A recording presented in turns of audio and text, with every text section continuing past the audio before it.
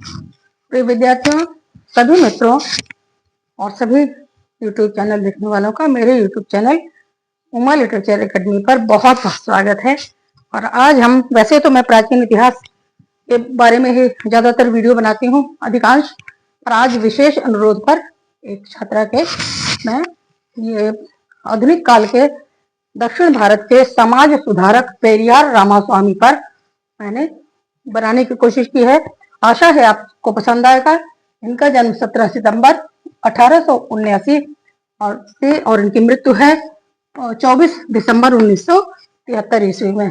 इनके हमने कुछ पॉइंट्स तैयार किए हैं, जैसे बचपन इनका, कहाँ बीता, काशी की यात्रा इनकी, फिर इन्होंने एक वाईकुंठ सत्याग्रह चलाया, फिर एक जस्टिस पार्टी नाम से पार्टी बनाई, इन्होंने 2 विवाह किए और फिर इनका बाकी का जीवन। तो इनको हम देखते हैं। ये दक्षिण भारत के बहुत ही प्रसिद्ध समाज सुधारकों में इनकी गणना, आधुनिक काल के समाज सुधारकों में इनकी गणना होती है। आजादी के बाद और आजादी के पहले दोनों ही कालांतरों को इन्होंने देखा। तो पेरियार रामास्वामी जो है, इनका जन्म हुआ था जिला कोयम्बटूर में, दक्षिण भारत में, इरोड नामक गांव में, मद्रास के ब्रिटिश भारत का जो हिस्सा है वहां पर इनका हुआ था और इन्हें पेरियार के नाम से भी जाना जाता था। 20वीं सदी के तमिलनाडु में से एक प्रमुख राजनेता जो दलित, शोषित व गरीबों के उत्थान के लिए कार्यरत थे। इन्होंने जातिवादी व गैर बराबरी वाले हिंदुत्व का विरोध किया। इन्होंने हिंदुओं का विरोध किया जो कि समाज में ऊंच और नीचता को बढ़ावा दे रहे थे। ऐसे हिंदुओं का इन्होंने सख्त विरोध अपने जीवन में किया। इनके अनुसार दलित समाज के उत्थान का और कोई रास्ता नहीं है, एकमात्र यही विकल्प है। ठीक है। पेरियार अपनी मान्यता का पालन करते हुए जब तक वो जिए मृत्यु पर्यंत, और हिंदू धर्म से उत्पन्न जो असमानताएं थी, जो कुरीतियां थी और अन्याय, उसका वो अन्याय का विरोध करते रहे।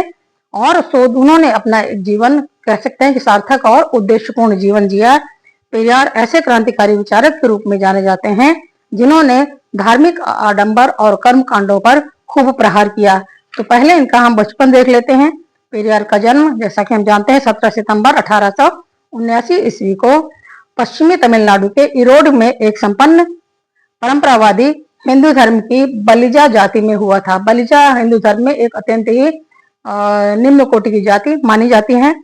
1885 में उन्होंने एक स्थानीय अपने गांव के एक प्राथमिक विद्यालय में अपनी शिक्षा प्रारंभ की और 5 वर्ष तक की औपचारिक शिक्षा के उपरांत ही उन्हें अपने पिता के व्यवसाय को करना पड़ा, अर्थात जोड़ा गया। अपने वो 5 साल तक उन्होंने पढ़ाई की, फिर अपने पिता के साथ वो व्यापार बिजनेस करने लगे जो पिता उनके व्यवसाय करते थे। उनके घर पर भजन और उपदेशों का सिलसिला लगातार चलता रहता था, अर्थात भजन आदि होते थे, लोग आते थे।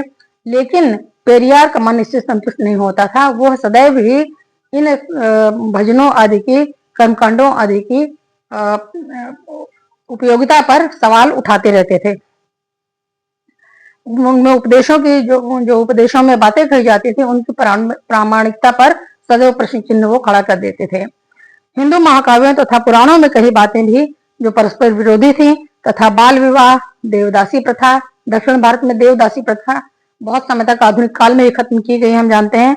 विधवा पुनर्विवाह के विरुद्ध अवधारणा, स्त्रियों तथा दलितों के शोषण के वे पूर्ण विरोधी थे कि दलितों का शोषण उन्हें बर्दाश्त नहीं था और स्त्रियों के प्रति भी वे सम्मान की भावना रखते थे।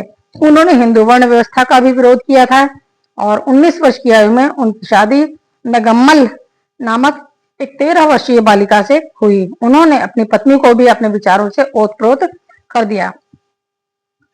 अब देखते हैं कि ये इनकी काशी की यात्रा और उसका परिणाम क्या हुआ। 1904 में पेरियार ने एक ब्राह्मण का जिनका पुलिस को उसका पता बता दिया और ब्राह्मण को गिरफ्तार करवा दिया। और उसके भाई का उनके पिता भी बहुत आदर करते थे, उनके गांव के ही जान पहचान के थे वो ब्राह्मण, लेकिन उन्होंने ब्राह्मण होने के नाते उसको गिरफ्तार करवा दिया और इस हेतु न्यायालय के अधिकारियों की उन्होंने मदद भी की।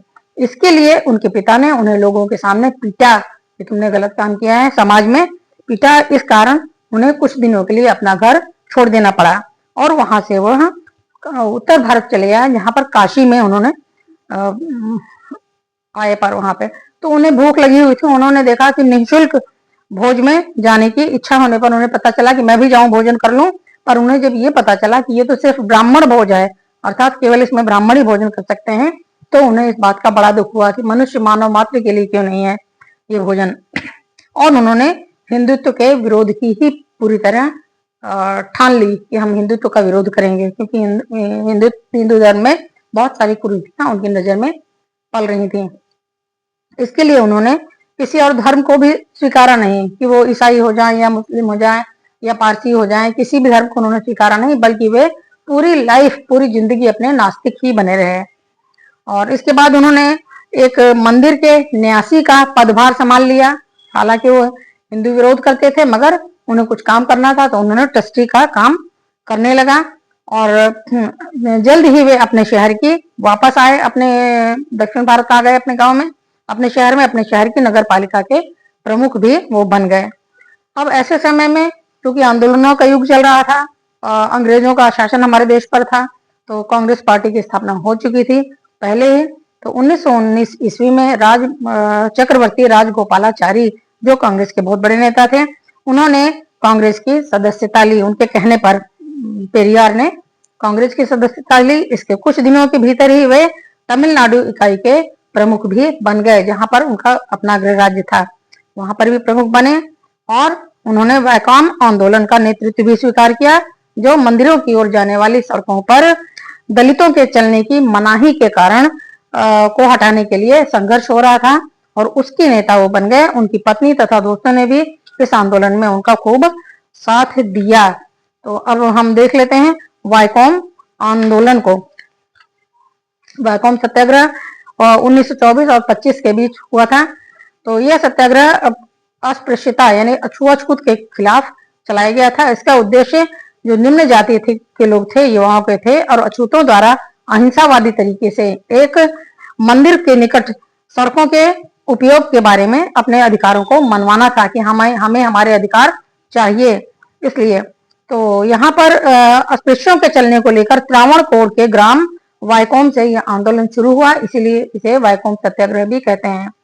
केरल में छुआछूत की जड़ें काफी गहरी हो गई थी। वहां सवर्णों ने अवर्णों को 16 फीट से 32 फीट की दूरी पर बनाए रखने होती थी। ऐसा उन्होंने प्रचार किया था कि 16 से 32 फीट की दूरी तक वह सवर्णों से बनाए रखे, दूर दूर चलें, बिल्कुल उनकी परछाई भी सवर्णों को छू न जाए। तो अतः अवर्णों के एझवा और पुलैया जो अवर्णों में थी, जो निम्न जातियों में थी, एझवा और पुलैया जातियां शामिल थी। इन सब ने यही 19वीं सदी के अंत तक केरल में नारायण गुरु, एन कुमारन, टी.के. माधवन जैसे बुद्धिजीवियों ने छुआछूत के खिलाफ आवाज उठाई। यहाँ पर भी जन जागरण शुरू हुआ उत्तर भारत की तरह। इस आंदोलन का नेतृत्व एझवाओं के कांग्रेसी नेता टी.के. माधवन, के लप्पन तथा पी.के. केशव मेनन ने किया। ग्राम में स्थित एक मंदिर में 30 मार्च 1924 को केरल के कांग्रेसियों के एक दल ने, जिसमें सवर्ण और अवर्ण दोनों ही सम्मिलित थे, कुछ सवर्ण भी अवर्ण निम्न जातियों का समर्थन करते थे, जो समझदार थे, मंदिर में प्रवेश किया। जबकि मंदिर में प्रवेश करने की अनुमति सवर्णों ने निम्न जातियों को नहीं दी थी। प्रवेश का समाचार फैलते ही ब्राह्मणों और जो उच्च वर्ण के थे, इन लोगों ने विरोध करना शुरू किया। तो संगठन योगक्षेम ने भी इस आंदोलन को अपना समर्थन प्रदान किया। तो 30 मार्च 1924 को के.पी. केशव के नेतृत्व में सत्याग्रहियों ने मंदिर के पुजारियों तथा त्रावणकोर की सरकार द्वारा मंदिर में प्रवेश पर रोक लगाने के लिए लगाई गई बाड़ को, एक बाड़ बना दी गई थी, बैरिकेडिंग कर दी गई थी, बैरिकेडिंग, तो जिसमें से जिसको पार नहीं कर सकते थे निम्न जाति के लोग, तो उसको पार करके, बैरिकेडिंग को पार करके मंदिर की ओर कूच किया, निकल गए सभी सत्याग्रहियों को गिरफ्तार किया गया। इसके समर्थन में पूरे देश से स्वयंसेवक वैकोम पहुंचने लगे। तो मार्च 1925 में गांधी जी के नेतृत्व में त्रावणकोर की महारानी ने मंदिर में प्रवेश करने के बारे में आंदोलनकारियों से उनका समझौता गांधी जी ने करवाया, ताकि उन्हें किया जा सके। तो अब इसके बाद देख लेते हैं कि जो युवाओं के लिए कांग्रेस के ये मेंबर बन गए थे, दला संचालित जो प्रशिक्षण शिविर था कांग्रेस द्वारा, वहां पर इन्होंने देखा कि एक ब्राह्मण प्रशिक्षित है और वह अब्राह्मण छात्रों के प्रति भेदभाव बरत रहा है। तो यह देखकर उनको विरक्ति आ गई, कांग्रेस के प्रति भी उनका मन विरक्ति से भर गया। उन्होंने कांग्रेस के नेताओं से के समक्ष दलितों तथा पीढ़ियों के लिए आरक्षण का प्रस्ताव रखा कि दलितों को और जो पीड़ित हैं, जो निम्न जाति के हैं, उन्हें आरक्षण दिया जाए। मगर कांग्रेस ने ऐसा कुछ नहीं किया, तो उन्होंने कांग्रेस को यहाँ पर छोड़ देते हैं वो। तो दलितों के समर्थन में 1925 ईस्वी में उन्होंने एक आंदोलन भी चलाया। सोवियत रूस के दौरे पर वो गए, जहां पर उन्हें साम्यवाद की सफलता दिखाई पड़ी और साम्यवाद ने उनको बहुत प्रभावित किया। हम जानते हैं कि लेनिन का वो समय चल रहा था रूस में, और जार की क्रांति हुई थी, लेनिन की क्रांति हुई थी साम्यवाद की, कि सब समान है, और जार को वहां पर और उनके परिवार को, वहां के राजा को खत्म कर दिया गया था और मजदूरों का आंदोलन सफल हो गया था। तो इससे उनके विचार को बड़ा बल मिला कि हम लोग भी भारत में अगर ऐसा करें तो अवश्य ही सब में समानता आ जाएगी। फिर उन्होंने इसके लिए जस्टिस पार्टी की स्थापना की। कुछ गैर ब्राह्मणों ने की थी, जो जस्टिस पार्टी की स्थापना, उसका नेतृत्व इन्होंने संभाल लिया, कांग्रेस को त्यागा और जस्टिस पार्टी के ये नेता बन गए। 1944 ईस्वी में जस्टिस पार्टी का नाम बदलकर द्रविड़ कड़गम कर दिया गया। अब देख लेते हैं कि द्रविड़ कड़गम क्या है। ठीक है, इसको 1916 में साउथ इंडियन लिबरेशन एसोसिएशन की स्थापना हुई, जिसका उद्देश्य ब्राह्मणों की आर्थिक शक्ति का विरोध करना था तथा गैर ब्राह्मण का सामाजिक उत्थान करना था। 17 सितंबर 1879 को तमिलनाडु में जन्मे पेरियार रामास्वामी ने जस्टिस पार्टी का गठन किया, जिसमें ब्राह्मणवादी विचारधारा का विरोध किया गया तथा उत्तर भारत का राजनीति पर प्रभाव, इसका भी बहुत विरोध किया गया कि राजनीति में उत्तर भारत के लोग ही ज्यादा क्यों हैं। जस्टिस पार्टी ने अस्पृश्यता के लिए, छुआछूत के लिए भी काम किया और मंदिर मार्ग पर अछूतों को चलने के लिए आंदोलन किया। इसी जस्टिस पार्टी को 1944 ईस्वी में पेरियार ने द्रविड़ कड़गम पार्टी का नाम दिया, अर्थात जस्टिस पार्टी बाद में चलकर यही पार्टी है, जस्टिस पार्टी ही द्रविड़ कड़गम पार्टी के नाम से विख्यात हुई। ये एक राजनीतिक पार्टी जैसी थी। तो यहाँ पर देखिए, एक तो इनकी पहले से ही पत्नी थी, जिनका नाम था मणिजम्मई, अन्नाई ईवीआर मणिजम्मई, और उन्होंने एक और विवाह किया। तो ये जो रामास्वामी ने भारत की एक सामाजिक राजनीतिक कार्यकर्ता तथा पेरियार ईवी राजा रामास्वामी की द्वितीय पत्नी थी, ये दूसरी पत्नी थी। उन्होंने 72 वर्ष के पेरियार से जब विवाह किया था, तब उनकी अवस्था या उनकी आयु मात्र 31 वर्ष की थी, अर्थात अपने से आधी उम्र से भी कम कन्या से उन्होंने दूसरा विवाह किया था। उसका कारण था ये उनका साथ साथ रहना। अर्थात 1973 को जब पेरियार की मृत्यु हुई, तब उन्हें पेरियार द्वारा स्थापित द्रविड़ कड़गम पार्टी का अध्यक्ष बनाया गया था। 1942-43 में पेरियार की सोशल जस्टिस पार्टी के दिवंगत नेता कनाग साहबाई मुदालियर की बेटी गांधी अम्मय को उन्होंने अपनी निजी सचिव बना लिया था। वह उस समय युवा और ऊर्जावान युवती हुआ करती थी, साथ ही पार्टी के सक्रिय कार्यकर्ता होने के साथ साथ सामाजिक न्याय के प्रति भी समर्पित थी। वह पेरियार के कार्यालय को संभालने लगी, धीरे धीरे उनके दवाइयों और भोजन का भी ध्यान रखने लगी। तो पेरियार गांधी को अम्मय को ही मणि अम्मय कहते थे। गांधी अम्मय उनका असली नाम था, गांधी अम्मय, उनको ही वो मणि अम्मय कहने लगे, और मणि अम्मय धीरे धीरे पेरियार के विश्वास पात्र बन गई और अंत में दोनों ने विवाह भी कर लिया आपसी सहमति से। तो उनके 2 विवाह हुए और उन्होंने आजीवन हिंदुत्व का विरोध किया और छुआछूत के लिए वो हमेशा लड़ते रहे, तो ये कह सकते हैं। तो इस प्रकार हम देखते हैं उन्होंने कई आंदोलनों का नेतृत्व किया और अपना 94 वर्ष की आयु में उनकी मृत्यु हो जाती है सन 24 दिसंबर 1973 को। और इस तरह हम देखते हैं कि दक्षिण में भी, जैसे हमारे यहाँ राजा राम मोहन राय आदि थे जिन्होंने सती प्रथा वगैरह का अंत किया था, या अन्य समाज सुधारक हुए थे, इसी तरह दक्षिण भारत में भी इनका नाम बड़े सम्मान के साथ लिया जाता है, पेरियार रामास्वामी का नाम, जिन्हें हम एक समाज सुधारक के रूप में देख सकते हैं और कह सकते हैं।